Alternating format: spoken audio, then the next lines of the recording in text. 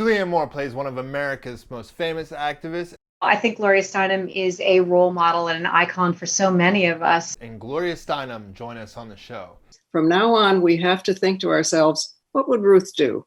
And do it. This is Backstage with the Glorias. Hey everyone, John Simval here with BackstageOil.com, where we take you backstage with the biggest names in the world of entertainment, with exclusive interviews, behind-the-scenes footage, and giveaways available only here at BackstageOil.com. Thank you for everyone that's rang the bell. We're close to 30,000 subscribers on our YouTube channel, so thank you for everyone that's been a part of this journey. I invite you, if you're not subscribed, to go ahead and subscribe below, because we're going to have some great interviews coming up. We're talking to Robert De Niro and we're talking to Ethan Hawke all next week. So that's going to be here on the Backstage Oil channel. Now for our exclusive interview with Oscar winner Julianna Moore, women's rights activist Gloria Steinem, filmmaker Julie Taymor, and actress Lorraine Toussaint for their new movie, The Glorias. You're Gloria Steinem. Gloria? Gloria. Gloria. Gloria. I am.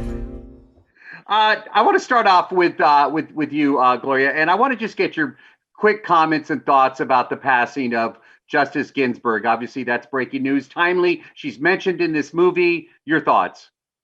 You know, it's an unspeakable loss, especially right now. And I think two things. One, we have to make sure that her successor is not nominated by this president, which she explicitly did not want. That's one thing.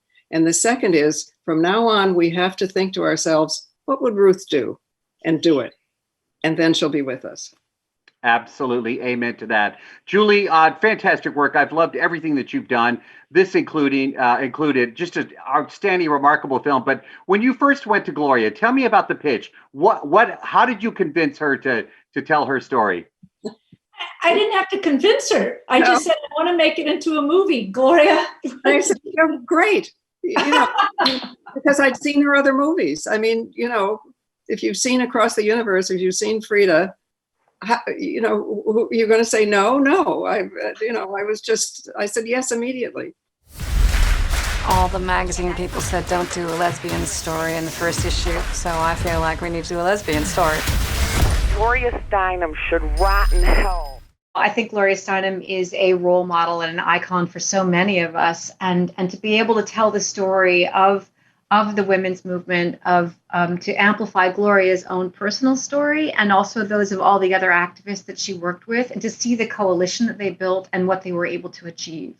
And that not just politically, but also in terms of the relationships they built with one another. Those friendships were deep and they were important, and they had a tremendous amount of admiration and respect for one another. And I loved being in the middle of that and being able to portray that. And I think it's something that's it's like food when you see it. You don't know that you need it, but it really does. It feeds your soul, I think, to see it. I refuse to feed the idea that women can't get along. Sometimes we don't get along. We argue, we fight.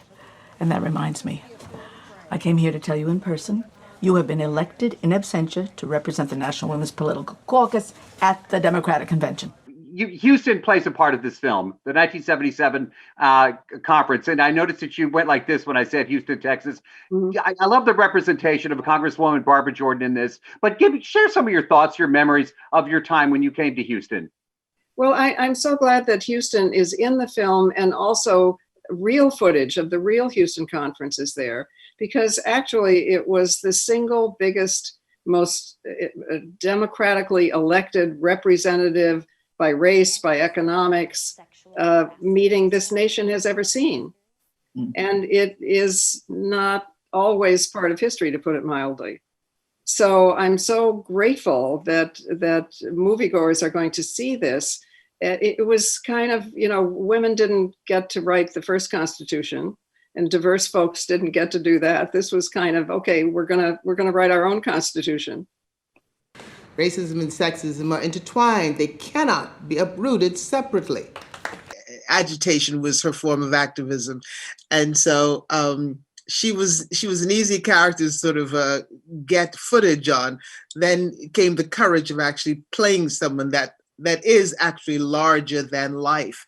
But her activism really, it worked because by bringing attention to herself, you got a chance to actually hear what she was saying. And she was she was probably the smartest woman in the room as an attorney, as an activist, as a woman of her time. So it was a fascinating process to embodying Miss Flo Kennedy. I feel like we achieved a wonderful thing. I think that collectively we were able to tell this story in a way that obviously it's like this Julie Taymor's innovation and intelligence as a filmmaker that did this. But I think that this cast was so extraordinarily talented and so precise. I think the work that each and every actor did to bring their characters to life. What Lorraine does in this movie is just out of this world. I just loved it. I loved standing next to her. She filled that, that's hard to do. She's a big personality, Flo Kennedy. And Lorraine filled it so beautifully that you felt like you were in the presence of this actual icon. And I'm like, oh my God, that's what it was like to know someone like this, Julie, your film, I hope, is part of the conversation. I know it will be for where we need to go next. What are your hopes? What needs to happen now? We need to get a new president. We need to make sure we have a great Supreme Court justice take that position.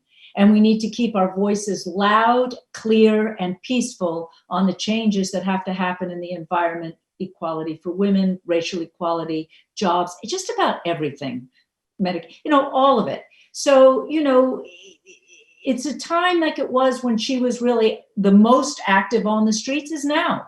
And I'm watching people do it, even though there's COVID. So I'm very proud of everybody who's keeping their voices loud and strong, and they mustn't stop. We still have a long way to go for equality and women's rights to be spread throughout the world.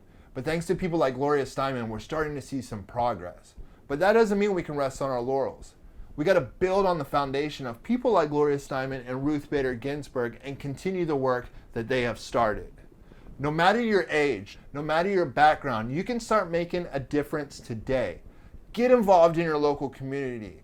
Go out and vote, and not just in the presidential elections either. Get involved in your local and state governments, because that's where the change really starts to occur. Now, my question for you is, how do you plan to get more involved? Please share your thoughts in the comments below, as I hope it'll inspire others to get more involved in their local community. Now, if you're interested in what's occurring in the current political climate, we have a video that's just for you. Just a couple weeks ago, we sat down with Stacey Abrams to talk about voter suppression and how she's working to battle that in her new documentary, All in the Fight for Democracy.